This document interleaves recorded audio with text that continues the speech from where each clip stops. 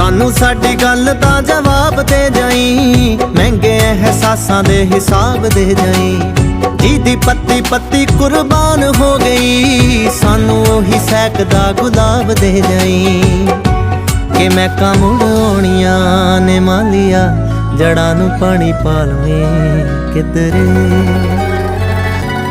ਮੈਂ ਮੁੜ ਆਉਣੀਆਂ ਨੇ ਮਾਲੀਆ, ਜੜਾਂ ਨੂੰ ਪਾਣੀ ਪਾ ਲਵੇਂ ਕਿਧਰੇ। ਕਿਤੇ ਨਿਸ਼ਾਨੋ ਸ਼ੌਕ ਤਾਂ ਆ ਜਾਂਦੀਆਂ, ਮੁਹੱਬਤਾਂ ਜਤਾ ਲਵੇਂ ਕਿਧਰੇ।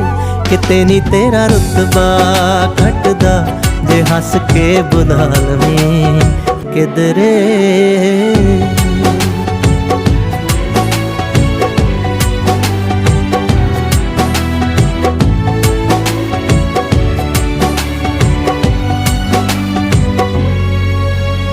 ਜ਼ਿੰਦਗੀ ਦਾ ਮਾਇਨਾ ਸਾਕਾਰ ਹੋਏਗਾ, ਜਦੋਂ ਦਿਲ ਕਿਸੇ ਤੇ ਨਿਸਾਰ ਹੋਏਗਾ।